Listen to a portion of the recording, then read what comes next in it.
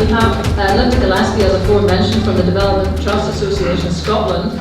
Anybody here belong to a development trust that's in DTAS? Yep, there's a couple. Well, well, she'll be able to tell us how many there are, but there's a queen of them around Scotland. I first came across DTAS when I was one of the founding members of the Isle of Egg Trust, and that, I have to remind you, way back in only 1997, the reason that I was one of the first trustees is because I didn't live on the island and could therefore not be evicted. And that's why you may find some odd sorts of people who are not EGACs were the first set of trustees. Happily now, EGG is completely owned, run and everything by EGG. How many people have been to EGG as a matter of interest? That's wonderful. And the rest of you, you're missing yourselves, just get along. But anyway, so buyouts like the Isle of Egg Trust are members of DTAS. So are much smaller kinds of community buyouts, those who bought out pubs. Some people have run just much smaller operations. Again, we'll hear all that from Linda. And they're funded by the Scottish Government. They also are funded to deliver the Community Ownership Support Service, or COSS, which they'll speak about too. And this is advice that supports communities and public bodies transfer community assets, basically, from public bodies into the community. So she'll give us a bit of a rundown of what she thinks is kind of interesting, perhaps some low-dangling fruit from the Community Empowerment Act and the Land Reform Act that might be spurs to anybody who wants to act. So, big round of applause for Linda.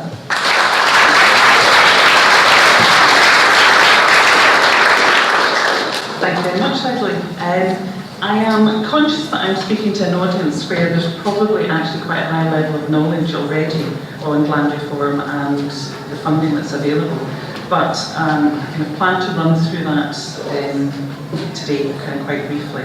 The Scottish Government's stated vision is to seek to ensure that the land delivers the greatest public benefits through democratic, accountable and transparent systems of land rights. To that end, substantial reforms aimed at removing the barriers to community ownership have been passed. These reforms cover the management and stewardship of land that remains in public and private ownership, and it's been enshrined in the Community Empowerment Act 2015 and the Land Reform Act 2016. Collectively, these measures are intended to support the Scottish Government's ambition to deliver 1 million acres into community ownership. Currently, there's 520,000 acres in community ownership, 2.5 times that of the National Trust. 70% of the Western Isles is in community ownership. In the presentation that I'm going to deliver, I'm going to touch briefly on Part 5, Community Right to Buy for Sustainable Development, of the details in the Land Reform Act, and from the Community Empowerment Bill, Community Empowerment Act, Part 3, Participation Requests, Part 4, the Community Right to Buy, and Part 5, Asset Transfer Requests. So, Community Right to Buy, the journey so far. So in 2003, we had the Community Right to Buy, which was actually a community right to register an interest in land. 2005, National Forest Landscape. 2010, the regs for the disposal for local authorities to dispose of assets at below market value without reference to the Minister. And following that, there was a lot of pilot activity around about asset transfer. In truth, local authorities have been transferring assets for years. They have a power of well-being, and there's very good case studies there where there's been significant social, economic and environmental benefits. And we had changes in 2014 to the Scottish Public Finance Manual, which allows other public bodies to potentially transfer assets at below market value. The new rights that have come through both the Community Empowerment Bill and the Land Reform Act, the original criteria in the 2003 Act has been tweaked. And kind of one of the main aspects of this is that it is now open to urban communities. So historically, the community right to buy is restricted to communities of 10,000 and less. We have a new right for, as Leslie touched on, for abandoned and neglected land. And in land reform, we have community right to buy for furthering sustainable development. Just the further tweaks within the community right to buy. Types of organisations that can apply, that can be eligible for applying. So 2-tier scales, community BENCOM societies. There's no population ceiling. More flexibility in defining areas, which is what you would expect in large urban areas. So, for example, in Edinburgh, we've been doing some work with some community councils, covers 4 community council areas, 29,000 people. Obviously, that's a significant population size to be covering should you be looking to exercise the rights. Minimum memberships have dropped to 10. There are some communities that membership of above 10 can be an issue. Obviously, there needs to be 75% rather than 50% of members resident. Minutes have to be public, and obviously they'll drop the budget requirement. I'm saying obviously, you may not actually cover this. The rights to buy vacant and neglected land. These are not enforced yet and are still being consulted on. So it must be a community body must have tried to purchase the land. It must be causing harm to the environment, well-being, or to of the local community. And the community body must have approached the regulators to ask for steps to remove that harm. The land must be in the public interest. The purchase of the land must be in the public interest, and for the furtherance of sustainable development. This isn't live yet, it's being consulted on and the guidance notes have been developed, so it's looking like next year for that. This is a right to buy. It's not a right to register an interest, it is a right to buy. As is potentially the furtherance of sustainability. Further achieve the sustainable development of communities. In the public interest, resulting in significant benefit to the community, and it's the only practical solution. And not granting it will result in harm to the community. Now, interestingly, we've already picked up one referral on our own and one sent us from Leslie, where communities are looking to exercise this right. There's a burnt-out shop in a village not that far away from here. It is the main issue for the community and has been for years. And it's the threat of this legislation coming through that is prompting the landlord to actually negotiate with the community. They haven't been near the community.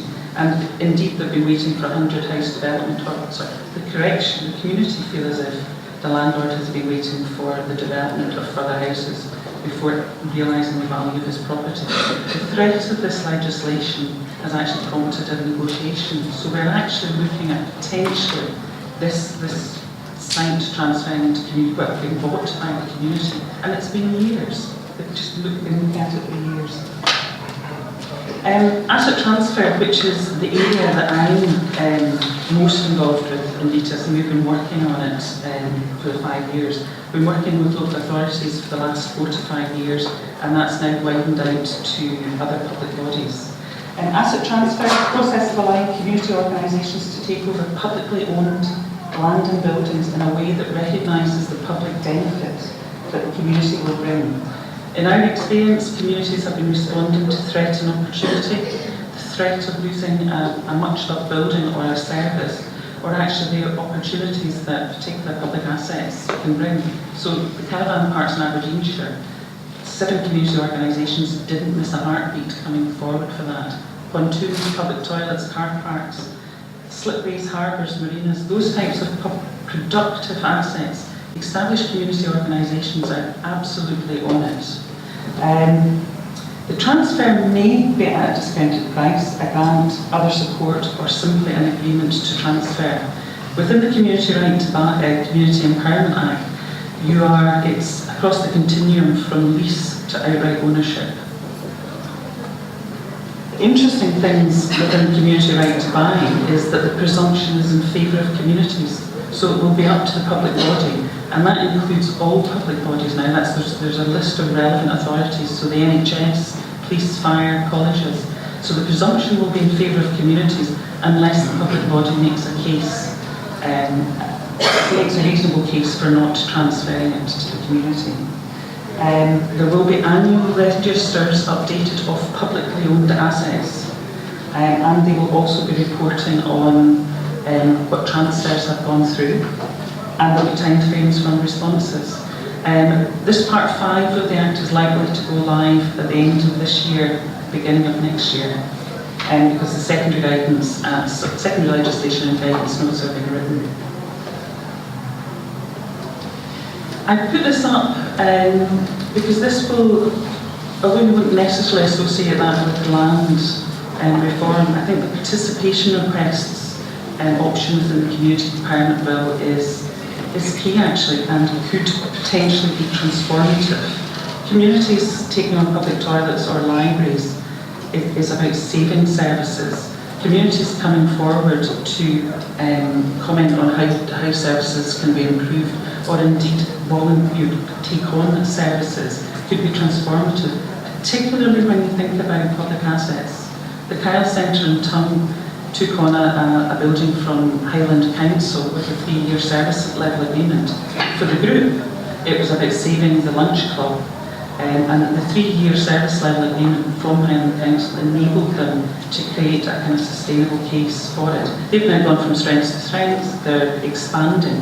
So the participation in services could be absolutely key to how you make assets sustainable. And then I just thought I would quickly run through the 2 main funders that are available. Scottish Land Fund was relaunched this year, £10 million. They will fund up to £1 million at a maximum of a 95% intervention rate. Within that, there's up to £30,000 development funding, and they will also consider revenue funding. This fund is targeted at communities of place. It's a 2-stage process, and the development, the kind of revenue funding is capped out at £100,000. But included in that, so you've got your development funding at stage 1, and then actually post-acquisition funding, which you can apply for support to early stage development post-acquisition. And they will fund land and buildings. Key things for the Scottish Land Fund: demonstrate broad community support, serve a wide range of people in needs, generate an income for the communities, and make a clear contribution to the sustainability of communities. The Land Fund now covers urban Scotland as well.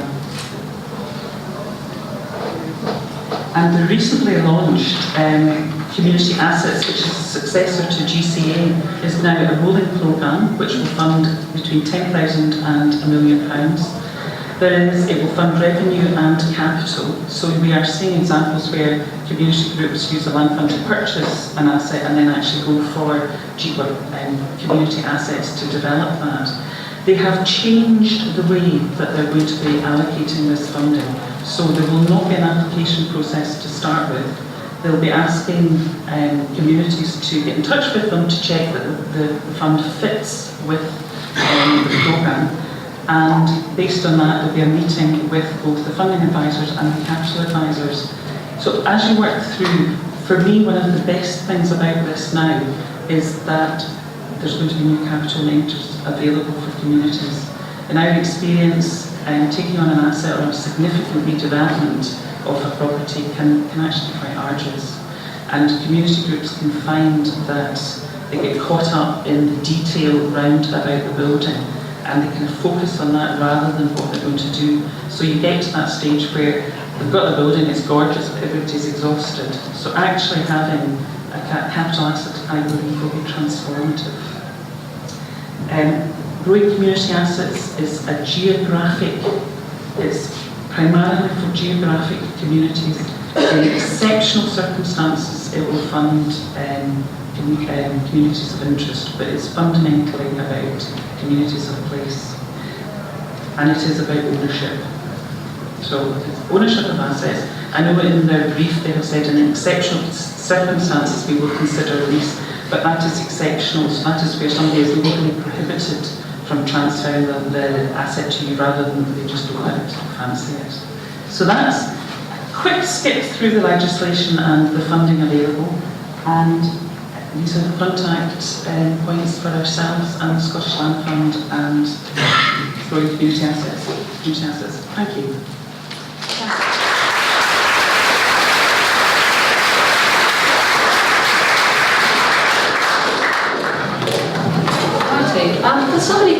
take this microphone just in case there are some questions? And more importantly, can somebody have some questions? You've got to catch this, right? Yep, absolutely. So now that we've done this dangerous transfer of microphones just for you, right, you need to ask some questions. I've got a couple that I'll ask in the meantime, but just to get some idea then of the examples of what's been done.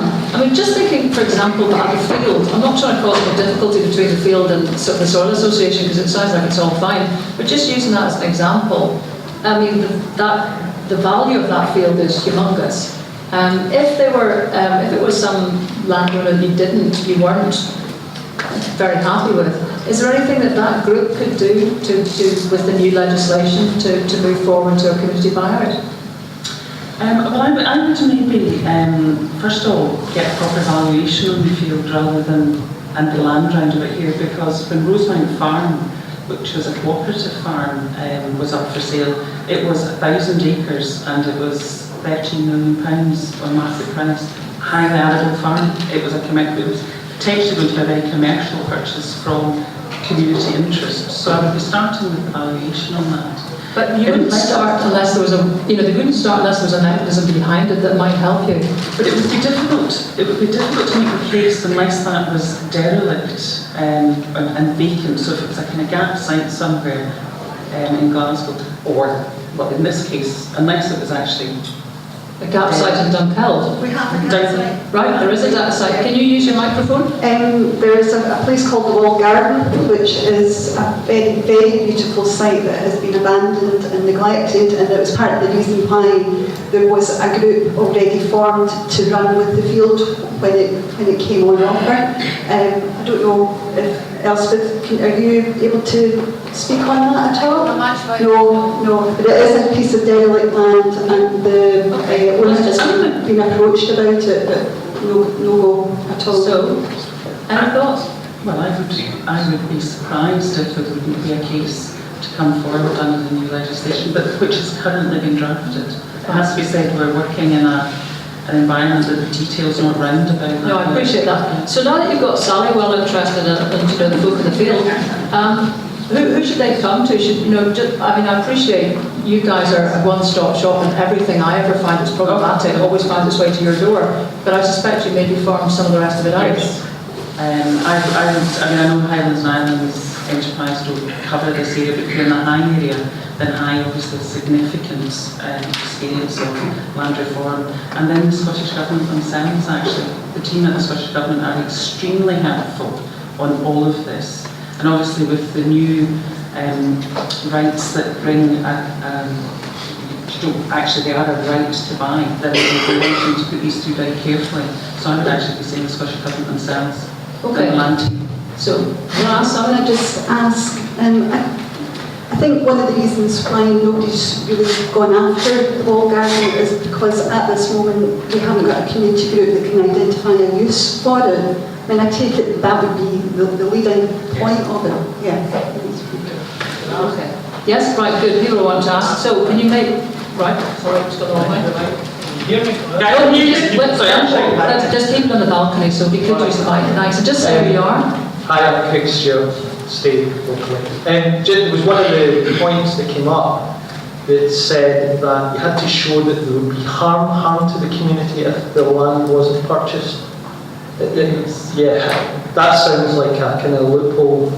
How is that defined, that harm to the community if the land isn't taken into community ownership? I don't know actually. Because that sounds like something that means they can say, oh, well, what harm is it to you? We don't want to give you that land. I would hope Mr. Whiteman might have a view on that. Well, okay. Where is Andy? Well, I'll tell you what, Andy could, where are you? Put your hand around him. Right. Do you want to deal with that at the end? Or now? Right. Okay, I think it's going to be the end. So I hope the whole vat of questions don't find their way in that same direction. Right, okay. Can you put your hands up clearly if you've got other thoughts? Hello. Oh, up at the top. Okay, so while you're going over there, Sally, you chaps can bellow. Yeah, just to add to what Linda's just said, HIE have appointed land development officers to cover the whole of Scotland. They have an office in Mitchell Street in Glasgow and have responsibility for delivering the land fund, which can also be used to help feasibility as you get to up to applying to use the Act. My God, so what, the Highlands basically run Scotland for that? Well, we're ambitious. Yes, absolutely right, great, that's fine. Okay, question over here? Yeah, I was wondering, how long does a piece of land need to be left unused or neglected or abandoned before it can be considered as appropriate for a community buy-in? Under Anything. I don't But to be classified that way. I don't know. Yeah, there's quite a lot of urban land in Perth, for example, where I live, that's just been lying, doing nothing, probably owned by developers. We're just waiting until the market picks up before doing anything with it. Quite a lot that's real eyesores. And it could be used for community gardens or various other things. In the kind of permanently take on the land or have a kind of meanwhile use for it. I was just curious how long something would have to be considered neglected or abandoned. Andy's got his hand up there. Can you run up, Sally? Keep you fit here. Okay, I'll just answer these two questions now, Andy Whiteman. So the consultation's just gone out on the regulations around neglected and abandoned, so the government's consulting on the various regulations that are needed to put that into force, and that includes... Andy, wait a minute, you're doing this like a kind of rock star. You just hold it back a bit, right? Okay. So the government's currently consulting on the regulations about neglected and abandoned land, and that will include things like the criteria that ministers will take into account to decide whether in fact it is neglected and abandoned. Ultimately it will be a ministerial decision, and that will come down to a judgment, but there will be criteria there. So they're being fleshed out at the moment. People have responded. Scottish landowners, for example, have said that they want to exclude all land in Scotland that's the subject that receives basic payments under the agricultural subsidy scheme. That's an interesting challenge. But the answer to that is the regulations will develop, and the regulations themselves will provide the answers. What was the previous question about? Harm. Well, the harm. Similarly, the regulations are going to be consulted on that, I think, next year, and that will contain guidance and criteria on what constitutes harm. Could that be like financial harm?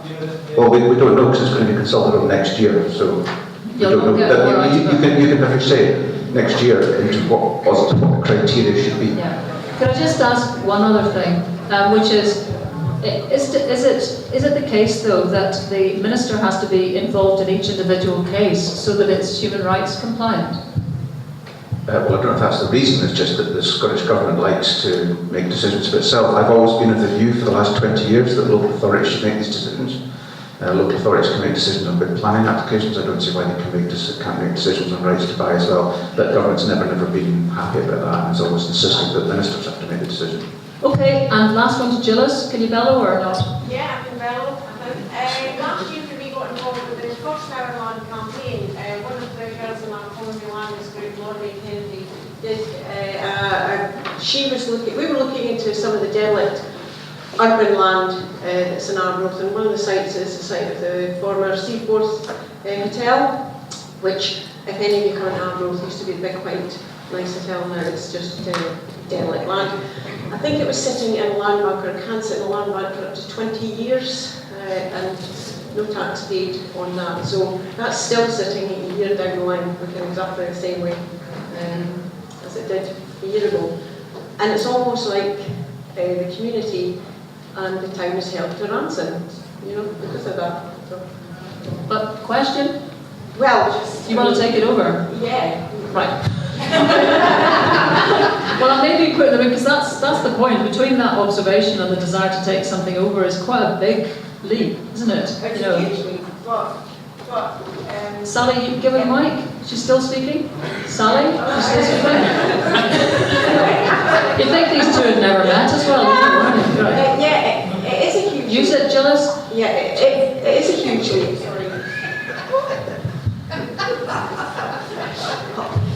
There.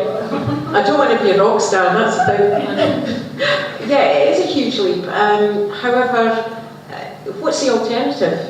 you know, if we don't ask and we don't try these things, how do we know? Yeah, that's Okay, okay. right, again, you know. That's not, I mean, that's potentially the trigger. I mean, the burnt out shop in the village, it was actually this legislation and the fear of this legislation in terms of them being forced to sell, it being a forced sale, is what actually triggered the action from that owner, so who is now in negotiation with the community. So it's not an inflated value, it's just he just now wants to sell. Okay, yeah. Just one more. It's about community development trusts. Yes. And just that you can tell us a wee bit about, sorry, if you tell us a wee bit about your experience, because somewhere like Dunham and Dunkeld, I know there's lots of different wee groups and there's lots of local issues, and maybe having some kind of organisation, umbrella or central organisation, however you want to put it, and how that can galvanise and take things forward. Yes, and I mean thank you for that question actually. There's over 250 development trusts across Scotland, and they would be classed as anchor organisations. Things like community controlled housing associations are also anchor organisations. Where a development trust is not actually a legal form, it is a set of characteristics that an organisation abides by. So geographically bound, democratically accountable to that community, multiple service deliveries, so not a single issue organisation. You have lots of very good single issue organisations, that's not what a development trust is. And also it aims to become more financially sustainable, so it actually will have income generating aspirations and programmes. Where assets, from my own experience from the Community Ownership Support Service, where assets are involved and there's an established community anchor organisation, they transfer across much more quickly and much more easily, because there's often paid staff that have strong roots into the community, that have a full sense of what the community needs and is able to kind of harness those needs into credible propositions for sustainable futures. So where anchor organisations are involved, it's a lot easier. It's not to say that a group that coming together to save a significant building or piece of land can't move forward with it, but it can just be more difficult. Right, well, thanks very much, Linda. Thank you.